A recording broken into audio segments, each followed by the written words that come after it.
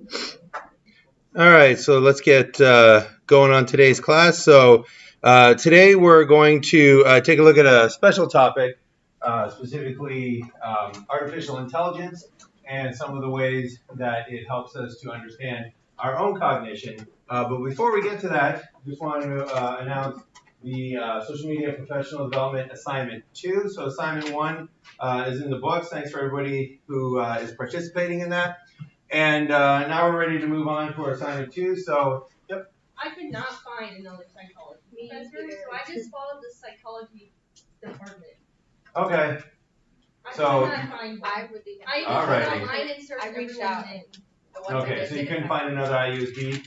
Yeah. And I haven't had all of them, so I don't know. Like, I haven't had Rodriguez, so I don't know what he looks like. Like, I mean, really, like, I don't know if his Twitter picture, because you said he was on Twitter, but I couldn't find him on Twitter. So, if you still need to complete that, follow another IUSB Psych professor, I would suggest go to the IUSB Psychology page. It's got all of our information, including pictures of all of us there. And then it's going to be hit or miss. Not all of them are going to be on Twitter. Not all of them are active on Twitter. But there are definitely at least 3 out of the 4 that I searched for had an account. Okay. So you can feel free to do that because that's part of what this next assignment is going to be. Mm-hmm. Do you know if, so I found Dr. Rodriguez, but I don't know if that's his, does he have a personal, I was like, I don't know, professional or just? He contacted me because he saw a spike in the number of students that were following him. And he says that he rarely ever uses it. And 2, it's more of a personal page than a professional page. So try to follow, if you can, a psychologist professional page, but they will have varying degrees of using it exclusively. So, for example, Dr. Schultz, her Twitter page is a mix of personal and professional things, which I highly recommend against. You want to have one professional page, one personal page, if you want to use Twitter for personal purposes. Because again, what will happen eventually as you start getting plugged into the network of people in your field is that they will follow you because they're interested in the content that you can provide them. They will follow you because they're interested in seeing about your ideas about psychology, knowing about events that are upcoming that you might have knowledge of, knowing about articles that just got published that you might have read or you might have yourself published. So they're specifically following you for psychology information. And the more you clutter up their feed with things that they're not interested in, the less likely they are to continue to follow you. So if you start, on your professional page posting personal things that they're just not interested in, then they will unfollow you and you'll lose that place in your network. So you really want to have, and this kind of goes for any interest that you have, you really want to have a specialized social media account for each particular interest. So one of the people that I follow, he does work on monitoring social media for behavioral information. And at one point on his Twitter feed, he just announced that he was starting a new account for his boating interests. Right? Apparently, he's a fan of boating. So he was just letting them know, look, you want to follow my boating page? This is what the account is. Meaning that he's not going to put anything else except his social media work on his professional page. So that's definitely what you want to do. You've established a professional psychology Twitter page. So from here on in, we're not going to have you actually tweet very much of your own material as part of these assignments. However, if you do start tweeting, if you do want to, put some information out there, make sure that it's psychology related in some ways. And it should be what interests you. Don't post things in order to achieve some sort of goal. Post what's interesting to you. Post what you feel passionate about in psychology. And then people with like-minded interests will eventually find you and connect to your network. But make sure that your brand, if you want to call it, is clear, it's consistent, and that you're not mixing anything professional and personal. So Again, if you have to have a choice between, for example, to follow 2 Twitter accounts, one which is a mix of professional and personal, and one which is mostly professional, it's usually a better idea to go with that one professional Twitter feed. So so definitely, I mean, Dr. Rodriguez is there, Dr. Schultz is there, Dr. Borshuk, I know has a page. So if you haven't been able to find one yet, just look up their information on the psychology faculty page, cross-reference that with a Google search, and you should be able to find their Twitter account. Another way to do it is to use hashtags. So for example, anything that you post that is IUSB related, IUSB encourages people to post with the IUSB whatever the year is hashtag, so IUSB 2018, IUSB 2019 now. And professors will post using those particular hashtags. So if you search for that, it'll bring you all IUSB professors, but you might be able to find a sort of hidden account that you might be looking for. All right, so on to assignment number 2. So you've signed up for your professional Twitter account, you followed me, you followed or you will be following at least one other IUSB psychology professor. So now it's time to take it up and take it out of IUSB. So what I'd like you to do for this next step is to find 5 psychologists and follow them on Twitter. And this is psychologists from anywhere in the world. So find 5 additional psychologists and follow their Twitter feed. And what I suggest is that you choose the ones to follow based on your interests. So this is a great way to start to sort of build your visibility in a network of people that might at some point have a say on you in your next step in your psychology career. But what I mean by that is if you are planning on graduating IUSB and just going directly into the job market, it is to your advantage at this point for this stage. Take a look at where you might want to work, where you might want to be employed, and follow a professional psychologist that works at that particular organization. If, like many of you, you're planning on going to grad school, this would be a great opportunity to think about which grad schools might you apply to, right? This is in the future. Which ones might you be applying to? And start looking for professors there that are in your field of interest and start following them on Twitter as well, because again, it's a great way to sort of gain visibility, especially in the eyes of people that might at some day have a decision to make in terms of, your career path. So for example, if I was thinking about going to grad school and I said, all right, I'm thinking about going to Stanford. I want to go to one of the top grad schools in the country. I want to go to the Stanford Department of Psychology. You find their faculty page, and very nicely they have listed all the little areas of interest that these particular professors have. And you might say to yourself, all right, and scrolling down, and this guy, Jamil Zaki, decision science, meaning and mental representation, perception, that's all the kind of field that I'm in. That might be the field that I'm willing to pursue.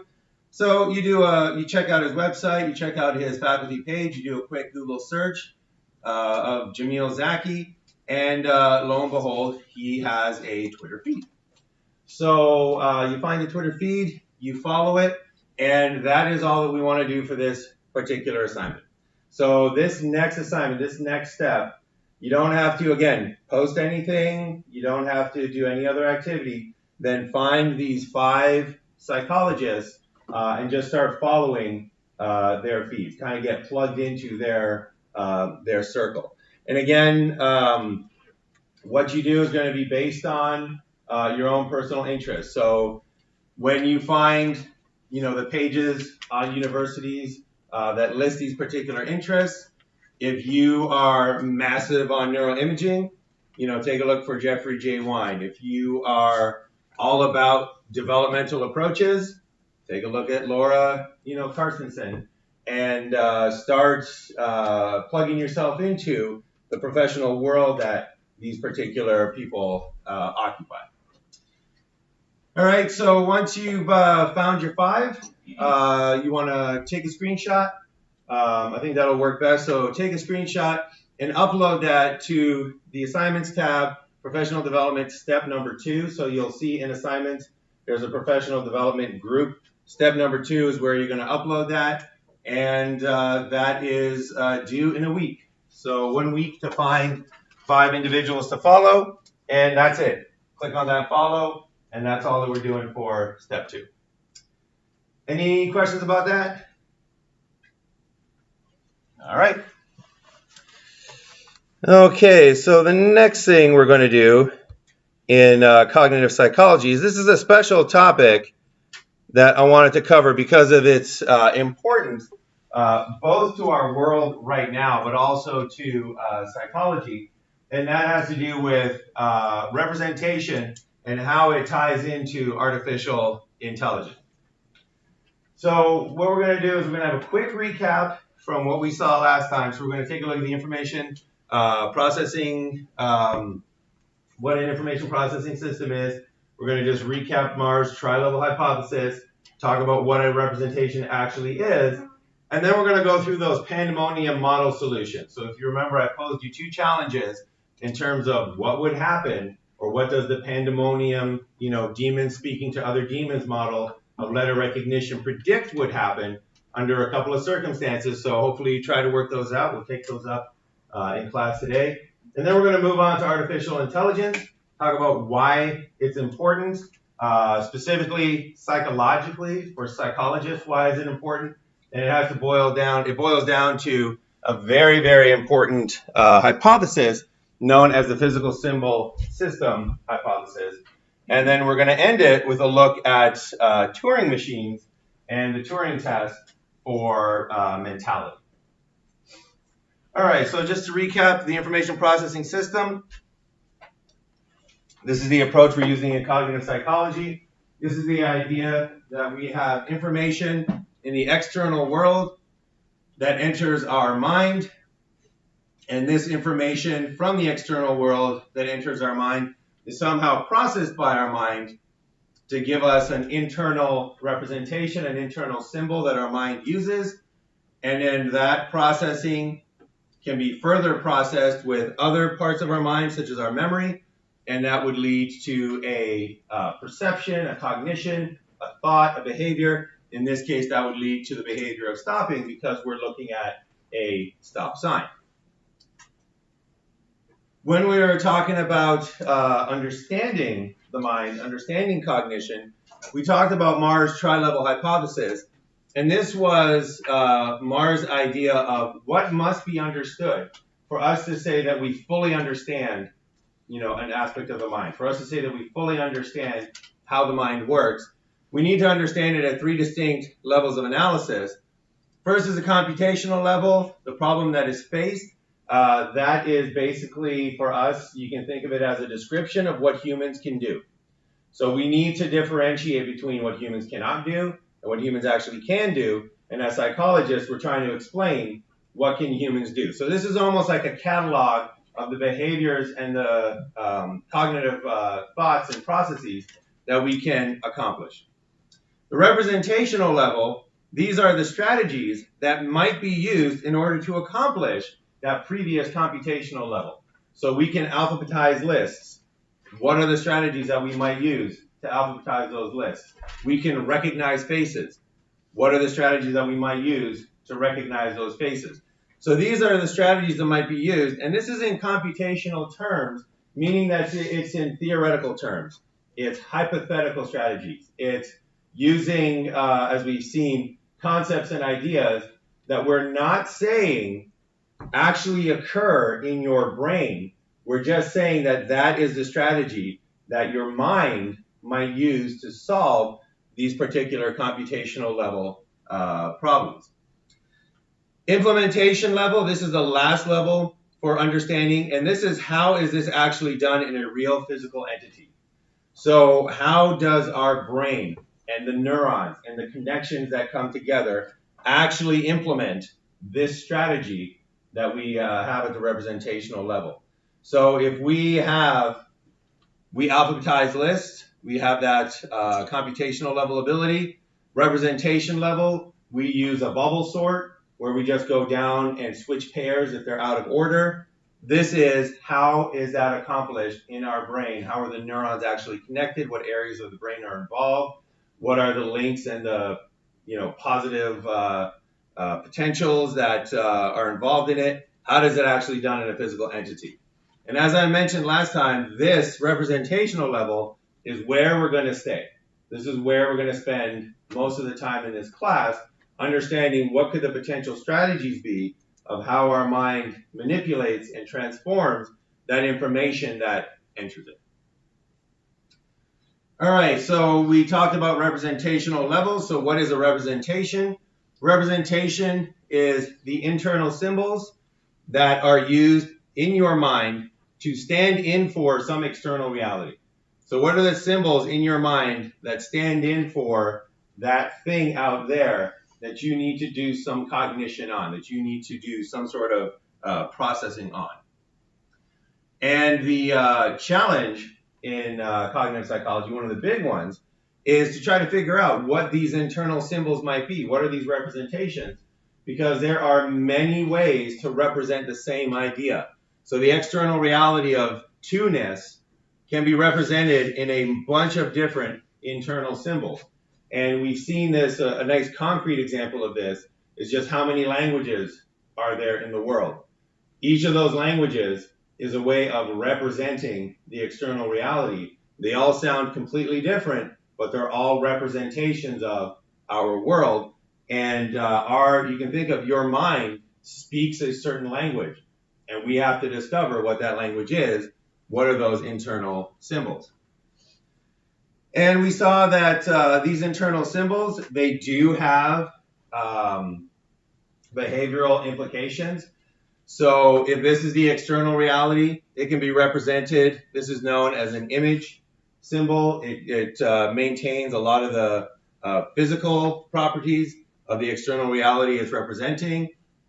This is a propositional representation where it does not maintain the physical properties of what it's representing, but it still represents this particular external reality. And that was our big, fast recap of what we did last time. So what we're going to be doing next is we're going to take a look at, the Pandemonium model and what it predicts is going to happen when we throw different situations at it. So before we get to that, are there any final questions about the quick recap? We're all good? All right. Okay, so this is the Pandemonium model, and we gave you kind of like a simplified version of it. But let's say that this is the representation, this is the strategy that your mind is using in order to recognize symbols. So again, not the implementation level. We are in no way saying that if you did an X-ray or a CAT scan of somebody's mind, you would see these little angry demons in there running around their brain. That's not at all what we're saying, but we're saying that their mind works in this way. This is a possible representation for how their mind works. So I asked you last time, we analyzed R. So I asked you last time, what would happen now with this model if somebody was looking at P? Would there be confusion, or would they be easily be able to recognize the letter P? So hopefully you tried that out on yourself, by yourself. So let's take a look at the solution.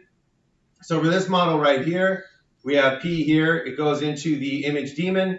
Image demon sends it up to the TV in the feature demon room. Feature demons start looking for features in that letter that they have on their belly. This one sees it, starts to get all hot and bothered, and sends a phone call to the demons in the cognitive room, the cognitive demons that it's connected with. So it calls up F, it calls up P, and it calls up R.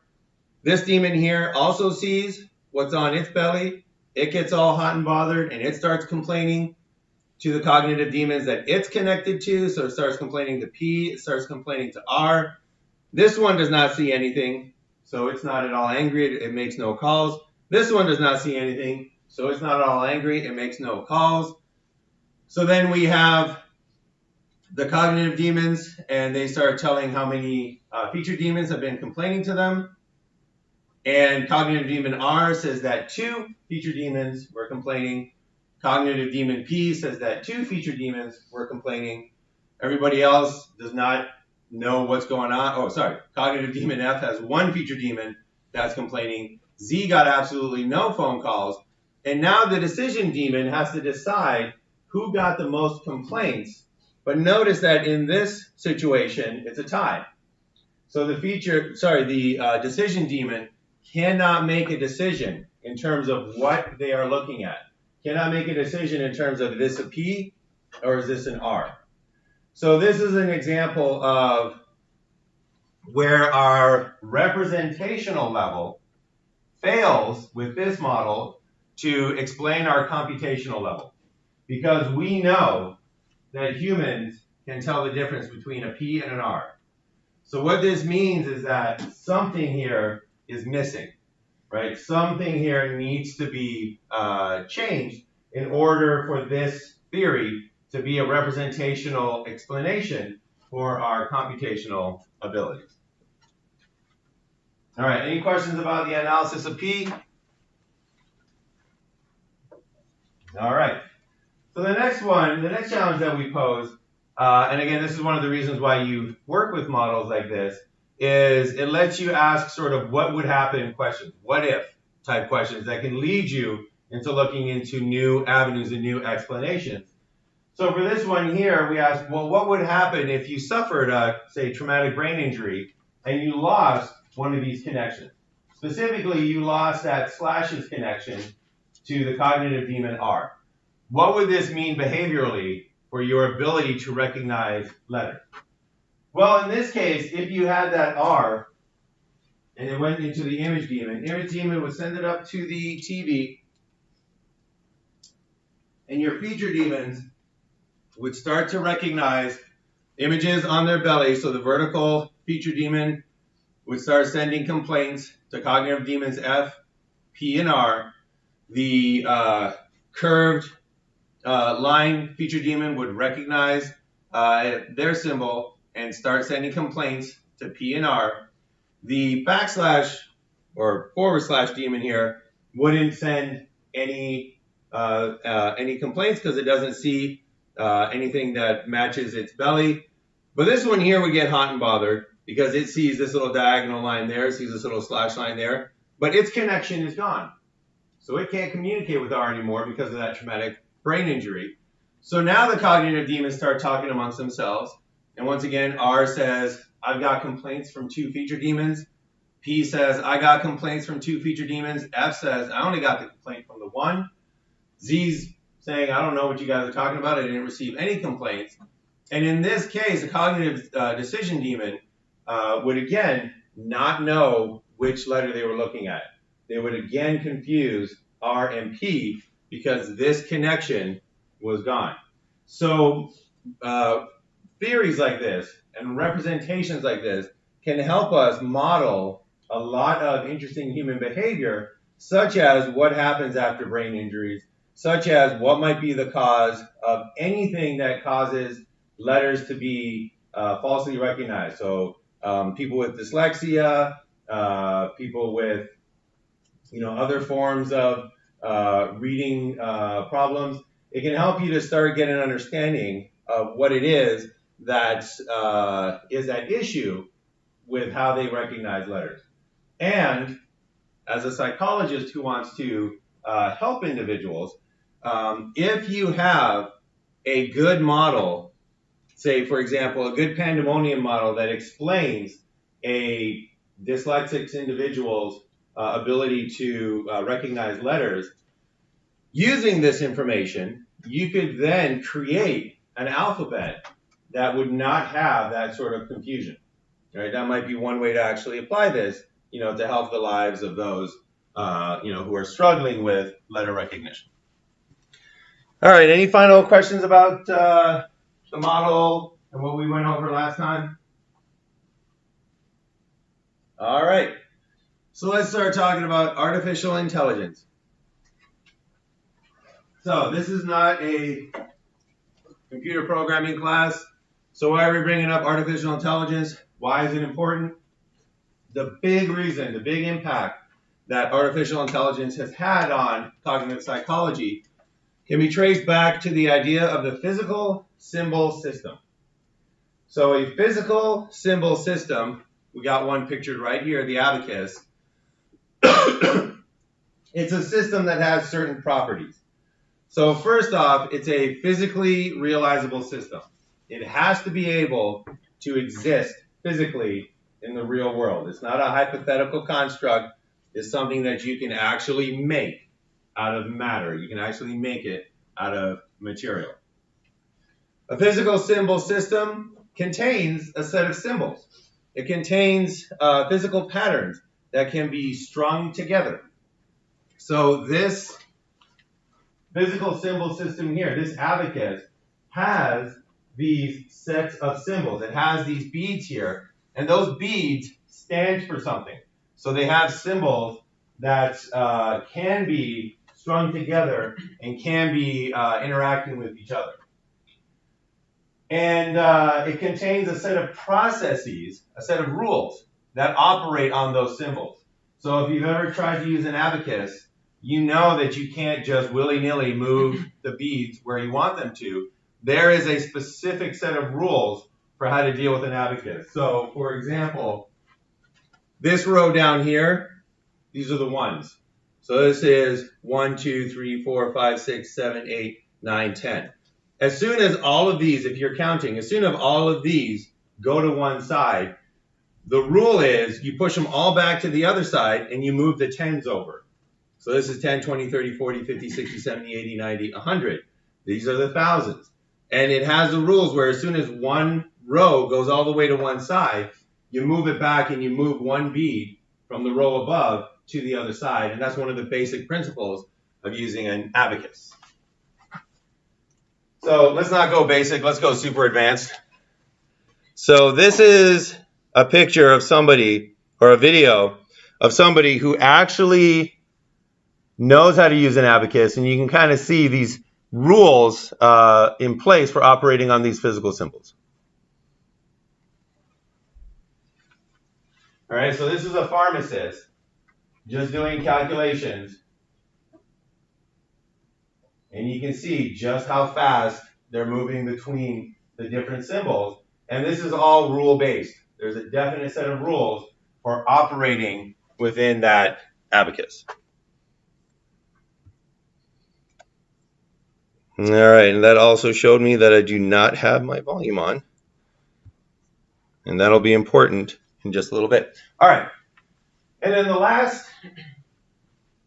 last thing that we need for this physical symbol system is that it has to be situated in a wider world of real objects. And it's got to be related to those real objects by two characteristics. One is designation, one is interpretation. Designation means that external reality can be represented in the physical symbol system. So this abacus has designation because the number one, the idea of oneness, right? One pill for that pharmacist can be represented here by moving this to the other side, right? Can be represented by 1. If you count the number of students in this room, right, and it's, let's say it's 27, we can represent that here by moving these two symbols and then 7 of these symbols. So we can designate real objects in the real world into this physical symbol system. And then the last thing we need is we need interpretation. And what interpretation means is that somebody is able to look at this physical symbol system and know what those symbols mean. So if you show this to somebody who is well practiced with an abacus, they'll take a look at this and they'll say, oh, 0. You're saying 0. And if you move a certain number of beads, they'll look at it and they'll say, oh, you mean 4,851. That's what you're saying with these symbols. So it needs to be able to be interpreted to kind of bring it back into the real world. So designation takes the real world, puts it into the physical symbol system. Interpretation takes the representation and brings it back out into the real world. So basically the idea is it has to be able to somehow communicate and represent what's in the real world, and then have somebody be able to interpret that communication for it to be a physical symbol system. All right, so that's a physical symbol system. Any questions so far? All right, so why is this important? I'll give you an example of another physical symbol system. Something that is a physically realizable system is the computers that we all use. Those are physical symbol systems because they are physically realizable. We have some examples in this room right now. They actually exist. They contain a set of symbols, patterns that can be strung together. So if you've taken a computer science course, you know that your computer is basically using the symbols of zeros and ones. It's using that binary code, and it strings those symbols together to represent larger concepts. It contains a set of processes that operate on these symbols. So it's got software, it's got operating systems that operate on those symbols and change them in ways that are set. And then it's located in a wider world of real objects, and it is located there by designation and by representation. So if you have on your laptop taken any notes during this class, then you have designated external reality onto your physical symbol system.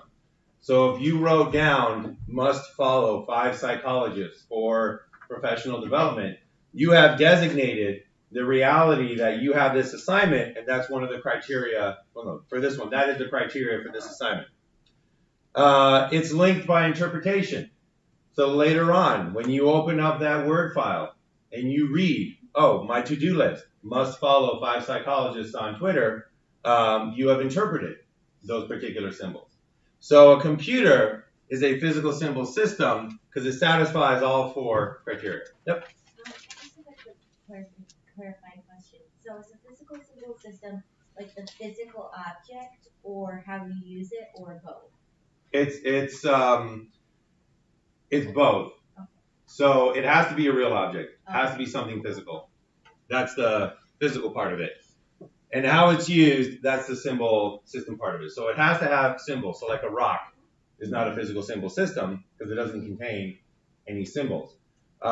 If you have something but you can't designate things to it, it's not a physical symbol system.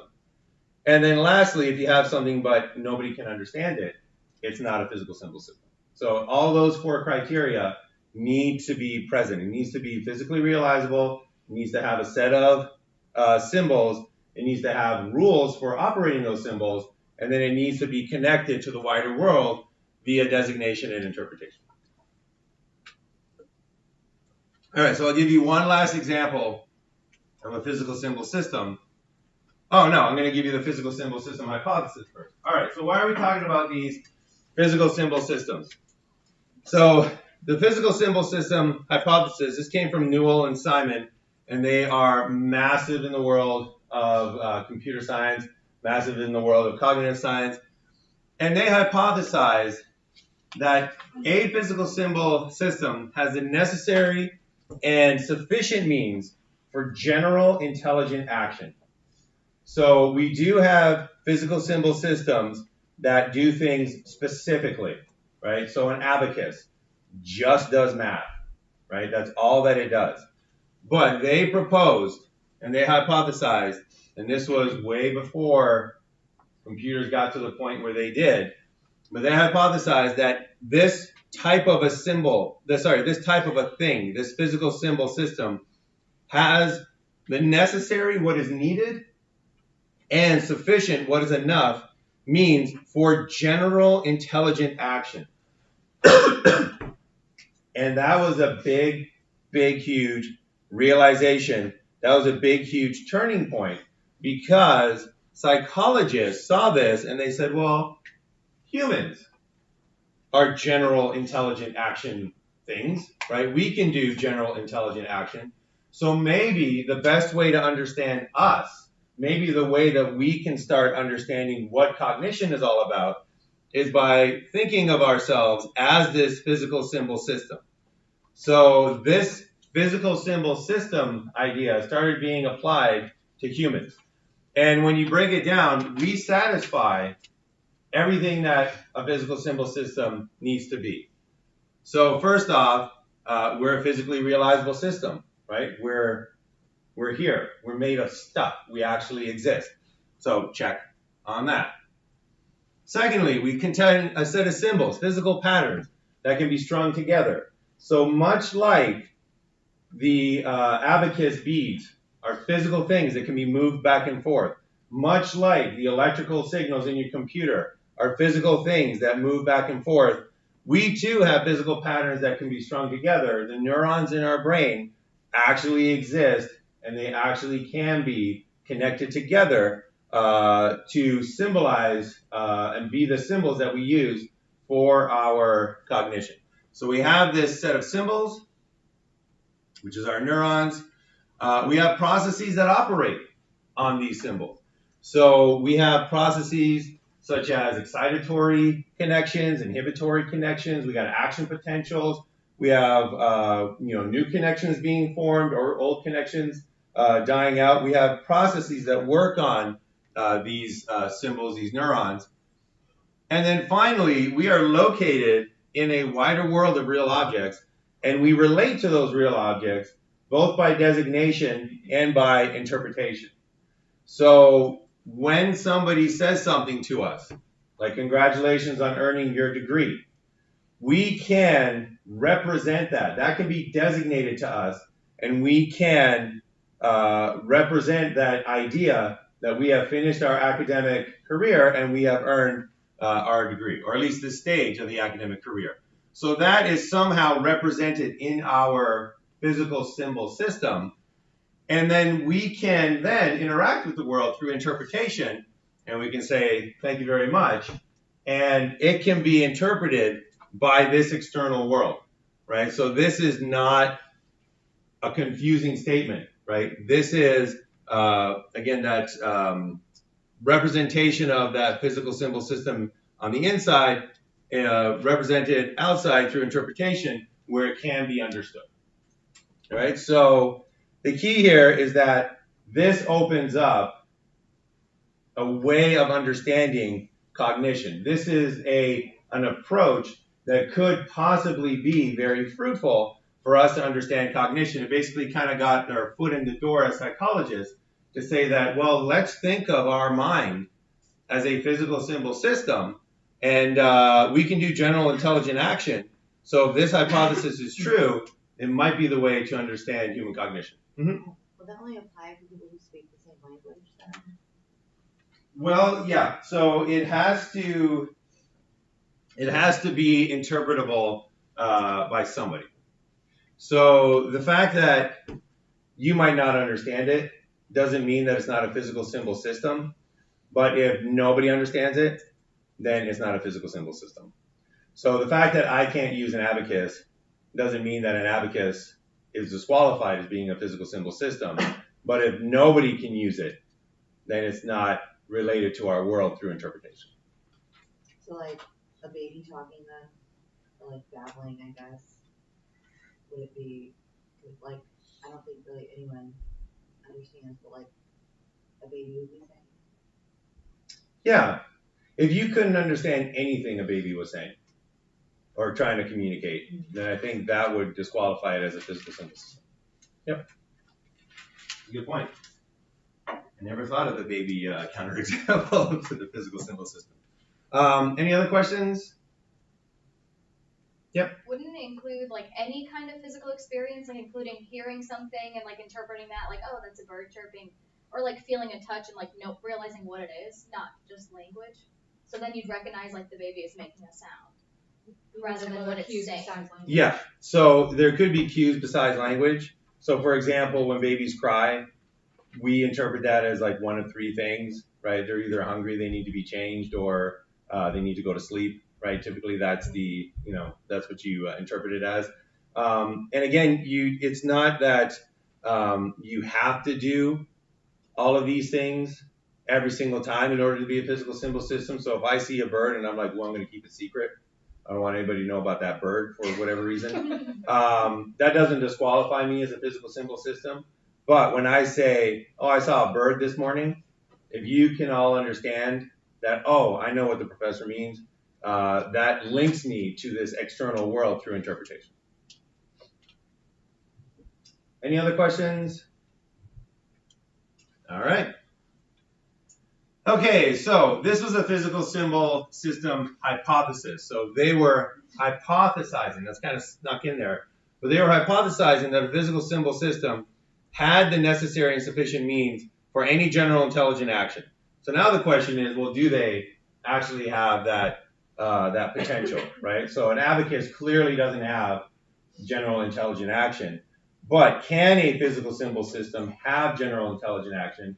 And if it can, then that is a good way to start to try to understand what it is that we do. Because at the computational level, we have general intelligent action. So maybe at the representational level, we should think of ourselves as a physical symbol system and go from there. So the question is, do these physical symbol systems actually have the potential for general intelligent action? And to answer that, we turn to Turing. So Alan Turing, pictured right there, he came up with the idea of the Turing machine. So he was basically just one of these massively brilliant individuals, and he came up with the idea of the Turing machine. And if you want to find out more about him, they actually made a biopic with Benedict Cumberbatch called The Imitation Game. So his list of accomplishments, Turing's list of accomplishments were absolutely massive. But the one that we're going to focus on right now is the idea of the Turing machine. And a Turing machine, it's a mechanism, it's a thing, right? So it's a physical, we'll see it's a physical symbol system. It's a mechanism that has a finite number of programmed states. And what that means is it's got a finite number of ways that it can be, right? So a light switch has 2 programmed states. It's either on or it's off, right? A dimmer switch has more program states because you got a variety of different levels of dimming, right? So how many ways can a particular mechanism be? Those are the program states. So he said, let's think of a mechanism with a finite number of program states. So it's got a determined number of program states. And let's say that it takes inputs in and gives inputs out as symbols, right? So it puts symbols in and it puts symbols out. So here we have the idea of designation. It can take in symbols and it'll operate on those symbols and it'll output symbols. And it has a finite alphabet. It doesn't have an infinite number of symbols. It's got a finite set of these symbols. So this is your Turing machine example right here. So this is the mechanism. And it scans. So what we have here is we have tape that is being moved through the Turing machine. And what happens is this tape is moving and it gets to a scanner. And the scanner takes inputs in one at a time. So you can see that the tape has different symbols on it. And the scanner here can read that symbol. And that's step 1 of the Turing machine. It can scan and take symbols in one symbol at a time. The next thing it can do is it can make a decision to either erase the symbol or not. So when it scans this vertical line, it can decide to either erase that vertical line or not erase that vertical line. So that's one decision it can make. And what it does is determined by what state the machine is in. So you see this memory dial here. It's got 6 different states, and that's it. So it can erase the symbol or not. It can print a new symbol, right? So if it erased the symbol or if it was blank, it can print a new symbol or not. So it can do that as well. And then finally, it can change state or not. So depending upon what the symbol was and what its previous state was, it can either decide to switch to another state, right? Go from 1 to 4, or it can just stay exactly where it is. And those are the things that the Turing machine can do. Oh yeah, and then finally, it moves on to the next symbol. So that is it. A very simple machine has a tape with symbols on it. These tapes scroll through. Once they hit the scanner reads the symbol one at a time. It can either erase the symbol or not. It can either change the symbol or not. It can either change the state or not. And then it moves on to the next symbol. So a very, very simple machine. Yep. What is it used for? We'll see that in just a moment. Okay. Okay, so this is the Turing machine. And what is it used for? Well, before we get to that, let's just once more verify this is a physical symbol system. So it's a physically realizable system. So you can build this if you wanted to. You can make yourself a Turing machine. It contains a set of symbols, patterns that can be strung together. So we got X's, we got vertical symbols, we got blank spaces. It contains a set of processes that operate on those symbols. Erase or don't erase, print a new symbol or don't print a new symbol, go to the next symbol, change your state. So it has these operations that operate on these symbols. And then finally, it's located in a wider world of real objects related by designation and interpretation. So if you're a Turing machine programmer, you would be able to take a look at the input for this tape and designate external reality into this tape. So there would be a way using the symbols to code something like 2 + 2, right? You would be able to designate that external reality. And then when the output came, you would be able to interpret that output. So you would take a look at it and say, oh, X vertical line space X, Turing machine said this is 4. You know, good for you, Turing machine. So you can designate things with the symbols, and then you can interpret the symbols. And remember that those symbols change. They either get erased or they don't get erased. They either get changed or they don't get changed, depending upon those operations. So that's the Turing machine. So what is it used for? Well, Turing proved, this is not a hypothesis. This is an actual, logical, mathematical proof. And Turing proved that given enough time and given enough tape, right? So it might take you years, right? Because if you've ever asked your computer to do something that takes a lot of processing and you're sitting there waiting for your computer to save your massive PowerPoint file and it takes a few minutes, you'll know exactly how long it might take this tape machine to basically do its computations. However, he proved that given enough time and enough tape, this Turing machine can perform any computational task. So this Turing machine can do any computational task, and if cognitive tasks are computational tasks, that means that it can do any cognitive task. So he basically proved that the physical symbol system can do general intelligent action. It can do any computational task. So you can make a machine that can alphabetize lists. You can make that same machine be able to do math. You can make that same machine be able to recognize faces, right? Just that simple Turing machine. Now, it might take you 1,000,000 miles of tape in order to recognize a face, right? However, he proved that it could do it.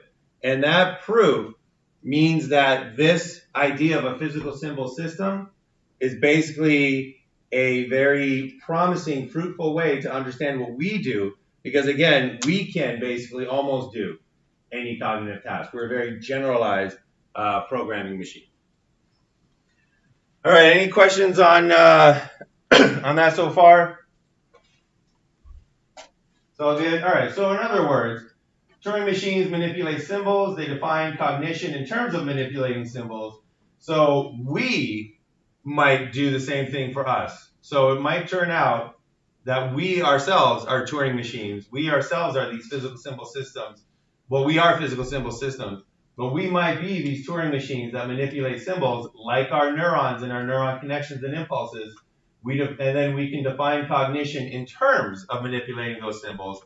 And that might be our way of representing what it is that thinking is, what it is that cognition is. And Turing proved that that approach can be successful, right? Because again, Turing machine, you give it enough tape, you give it enough time, you can perform any computational cognitive task.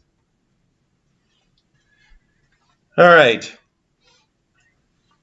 So any cognitive task can be implemented in a Turing machine. So the last thing we're going to talk about today is how much, and this relates back to AI, now that we have a way of understanding mentality, now that we have a way of understanding the mind and what our thinking actually is, because remember, you need a way of conceptualizing thinking before you can start investigating thinking. This is our way of conceptualizing thinking. Symbols being manipulated, designation and interpretation, that is a promising way to understand how humans think. So the last thing to think about is to flip this on itself and say, all right, let's say that you wanted to build an artificial intelligence machine. You wanted to build a thinking machine. If any cognitive task can be implemented in a Turing machine, how much actually needs to be implemented before you would say that something has mentality? How much do you need your machine to do before you can say that it is thinking, before you can say that it has a mind? So just to kind of give you an example of this, let's say that Elon Musk starts up another company and he hires you and he says, I want you to build me a thinking machine. I want you to build me the first artificial mind in existence. And you say, all right, I'll do it. Yep. So are a brain and a mind different things? Yes. Okay. Yep. Our mind, a nice way to kind of remember that idea is that our brain is one of the ways that our mind is implemented, but there are a lot of approaches in psychology right now that are realizing the importance of other things to our mind. So, for example, our bodies are important to our mind, and we get information back from our physical self that influences how we think. Our world is important for our mind. So the body being important, a part of the mind is embodied cognition. The world being part of the mind is embedded cognition. And if you ever want to see the impact that the external world can have on your mind, leave your cell phone at home and try to see how much you get done that day, because this is part of my mind. It is. Because of a history in psychology, one of the first thoughts was the brain is the mind. Right? That was one of the first ideas that we had because of, partly because of the massive changes in behavior that would happen if you ever injured your brain. So clearly the brain is one of the ways that the mind is implemented. But we're now seeing that it's incomplete to say that that's where it ends, and that there is a whole bunch more that is actually incorporated into our mind. And then it gets even another one that is being looked into a lot these days is the idea of collaborative cognition, right? So how much of your mind is dependent on your interactions with other people? So a hermit living all by themselves definitely has a mind, but it's different than somebody who's working in a group. So the mind is that representational level that we talked about. The brain is that implementational level. All right, so how much do we need if Elon Musk told you, I want you to come up with a thinking machine. I want you to come up with something that has a mind, something that has mentality. And you say, all right, I'll do it. And you go away for a week and you come back and he says, are you done? And you're like, yes. And he's like, what can your machine do? And you go, it can alphabetize lists. He's not going to be happy, right? He's going to be like, no, go back, program more. So you go back, you program some more, you come back, and he says, do you have more? And you're like, yes. And he goes, what can he do now? It's like, well, it can alphabetize lists, and it can do addition. I'm done. Mind made. You'll say, no, go back and try it again. So you keep doing this back and forth, back and forth, back and forth, back and forth.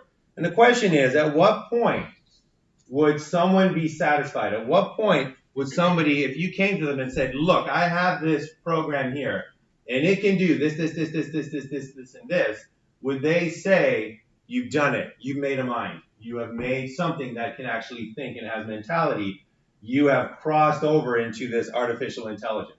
So at what point do we need to get for that to occur?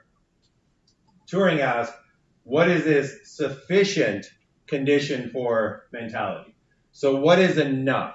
If your machine can do this stuff, what is enough for us to then say that thing has a mind? And this was actually a very important thing for Turing to contribute, idea for Turing to contribute to us, because as we're going to be seeing in the coming years, as AI starts to become more and more a part of everybody's lives, we're going to see that we have a huge bias against artificial intelligence. So there are just countless stories about these artificial intelligence robots going out into the real world and just being destroyed because of people's anti sort of AI biases, right? Because it is a new, weird, kind of sometimes, unpredictable or unknowable thing. So Turing kind of, I think, foresaw that and said, all right, we're going to have these biases. You ask some people and they'll say computers can never think. Doesn't matter how advanced they get, they'll never be capable of thinking. So Turing said, well, what's going to be enough, right? What should we be able to accept and say that once your machine accomplishes this, we can say your machine is actually thinking? There was a hand up somewhere. Yep. Is this the Turing test? This is the Turing test. So he came up with the Turing test to provide a condition that is sufficient. It's enough for us to say, yes, this thing has mentality. Bear in mind that this is not necessarily necessary. It's not necessarily required for you to have mentality to pass the Turing test. But what we're saying is that if you pass the Turing test, or what Turing was saying is that if you pass the Turing test, then you definitely have mentality. Because once we get into it, there are a lot of people who would not be able to pass the Turing test, but we would be wrong to say, well, you don't have a mind, right? There's a lot of animals that couldn't pass the Turing test, and we would be wrong to say they don't have a mind. However, what he was saying is that it's sufficient. Anything that does pass the Turing test, we should not say that they don't have a mind. So let's take a look at what the Turing test is. So the Turing test is based on the idea that we know that we have minds. More accurately, I know that I have a mind, right? Because I can actually introspect and take a look inside and say to myself, yeah, I got a mind. So if you ask yourself, do I have a mind? You can basically say, yeah, I guess I do, because I'm thinking, right? This is the kind of Descartes, I think, therefore I am, right? I think, therefore I have a mind. However, does anybody else have a mind? That we don't know. We believe that other people have minds, right? We have this belief because we can't introspect into somebody else's mind. We can't take a look inside, right? I can look inside my own mind. I can think about stuff, but I can't look inside your brain. I can't look inside your mind. So I don't know if you have minds. You don't know if I have minds. We assume that other people have minds, but there's really no basis for this assumption, right? There's no real compelling reason for me to say that anybody else but myself has that mind.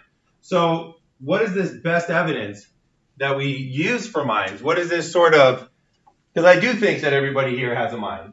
So what's the evidence that I typically base that on? What's the best evidence that we have that something else has a mind? So I'll give you a counterexample here. Let's take it out of the human realm.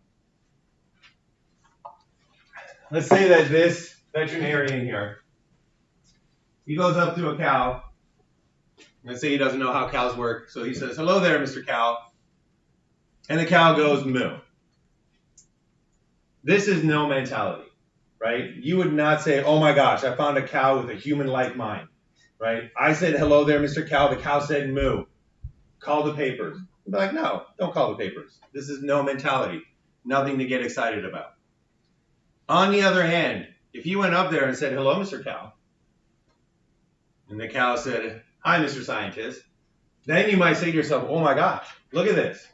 We have a human-like mind. We have this mentality here in this cow. So you get all excited and you would start saying, I didn't know cows could speak. And if the cow says, well, I am a cow and I can speak, you'd be like, oh my gosh. You'd be like, this is utterly fantastic. The cow would say, that is lame, right? But this would lead you to conclude that yes, this cow does have mentality, right? So if you came across a cow that could engage you in a conversation like this, a very human-like conversation, you would say to yourself, yes, mentality. This cow has mentality. But notice also that speaking is not enough. Because if you went up there and he said, hello there, Mr. Cow, and the cow says, hi, Mr. Scientist, you might get excited. But as soon as you say, I didn't know cows could speak, if the cow replies with, hi, Mr. Scientist, and you're like, can you say anything else? And the cow says, hi, Mr. Scientist, well, then you have a very cool trick, right? You have a very cool act to take on to America's Got Talent, but you don't have mentality here because you just have a cow that can say, hi, Mr. Scientist. So the idea here is that you would conclude that there's no mentality in this case, and it's something about human-like conversation that is our best indicator of whether or not something has a mind or not. It's our sufficient indicator of whether something has a mind. If you talk like a human and can interact with a human and carry on a conversation like a human does, that is usually what we take as evidence for the assumption that something has a mind. So Turing used this and framed the Turing test as an imitation game. Yep. So if I train my dog to to shake, and when I say shake, he puts his paws up and shakes my hand, does he not have a mind? That doesn't count? That's not sufficient to conclude. Now, whether or not your dog has a mind,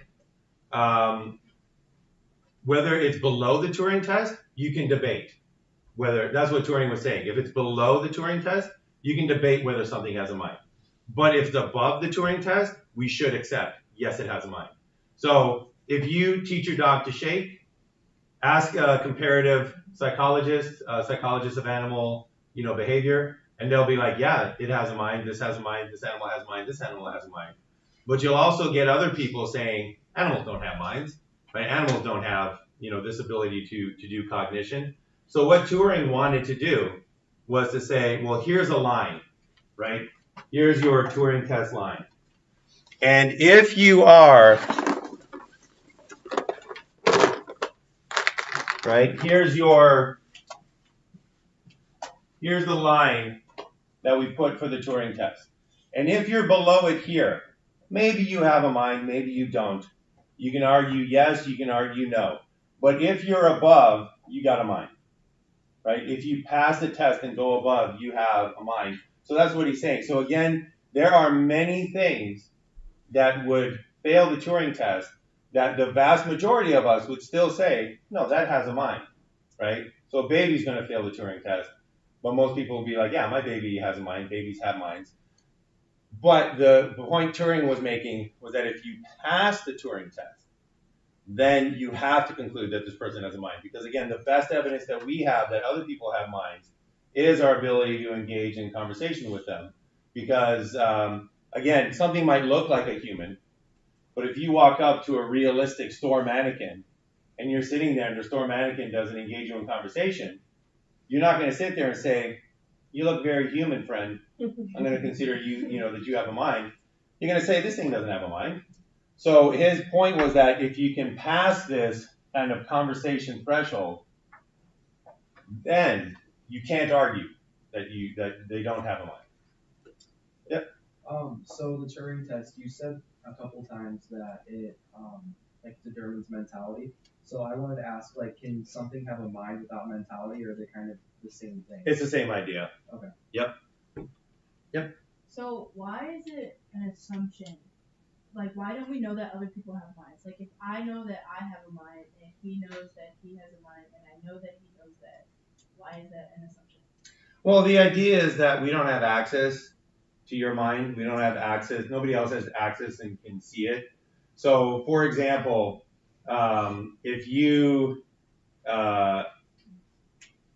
we were in a sci-fi movie and I fell over and then I got back up and my arm was broken and you could see all the wires popping out and all the gears popping out, and then like half my face fell off and you could see the robot underneath, you might say to yourself, oh my gosh, I got fooled, right? That's not actually a human there. It was just somebody that was acting like a human.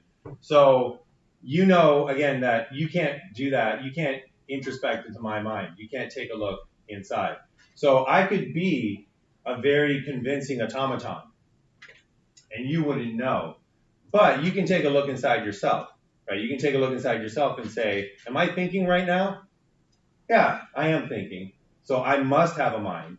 But whether or not you have that mentality, or whether or not you're just,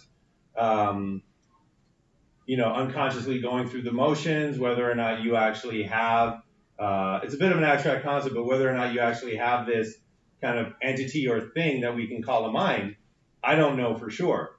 Now, I assume it because you act like me, you look like me, you behave like me. So if my mind, the idea is that if my mind is causing my behaviors, then something else must be causing your behaviors, probably something like my mind.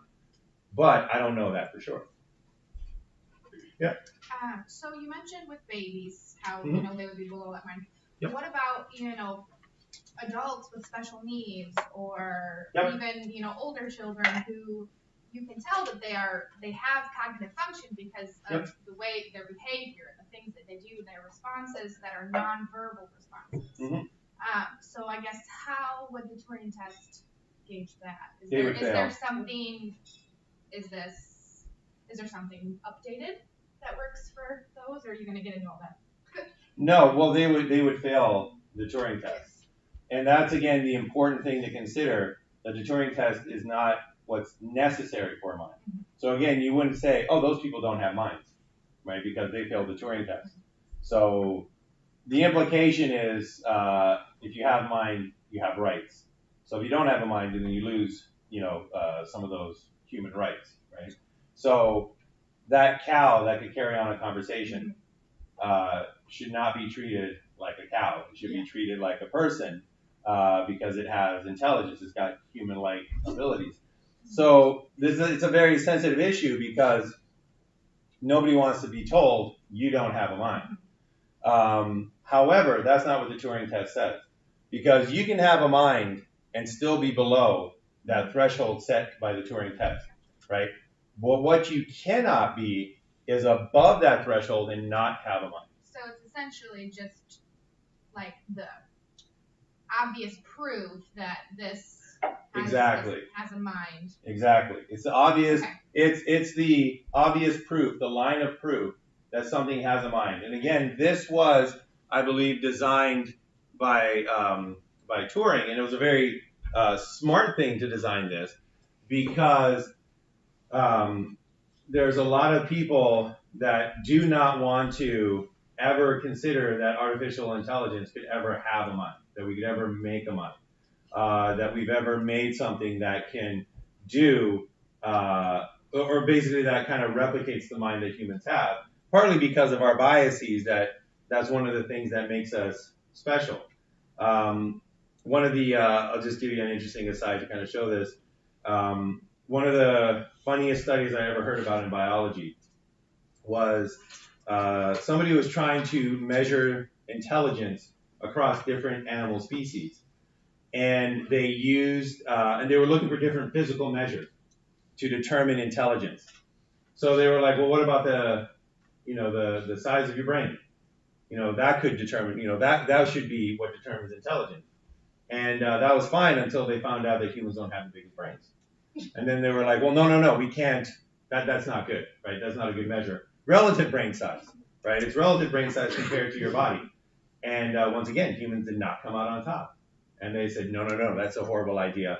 And they ended up with this complicated function that finally got humans up top. And they said that must be the relationship between physical stuff and, intelligence. So Turing basically wanted something where, look, this is clear, this is when we've succeeded.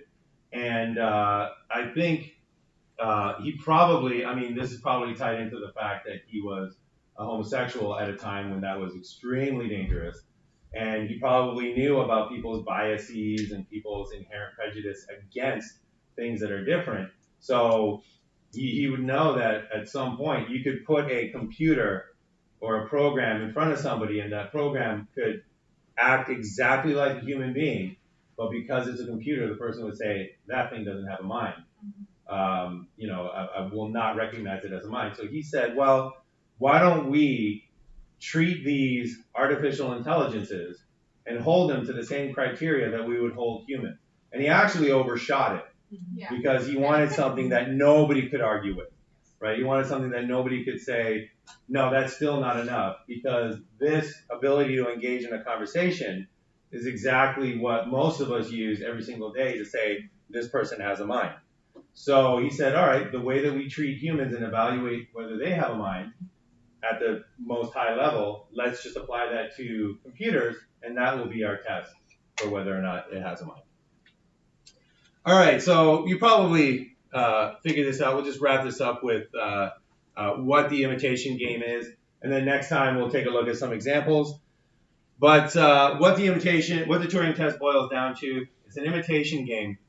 And basically, you would have your program in one room, you would have a human in another room, and then unknown to a third person, you know, they don't know who's in which room. And it's up to them to communicate with these two rooms via text messages. So this was made in a time when voice production was not where it is today. So, and again, you don't want to bias against that. You don't want to say that somebody doesn't have a mind just because they have one of those, you know, throat injuries where they have that that vibrating talking thing and they sound like a robot. So anyways, it's text messages.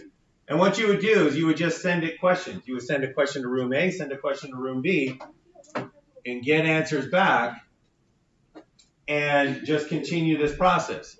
So what is the capital of France? You would get Paris and Paris. Ask another question, which of the following would you most prefer? A puppy, a pretty flower from your sweetie, or a large properly formatted data file?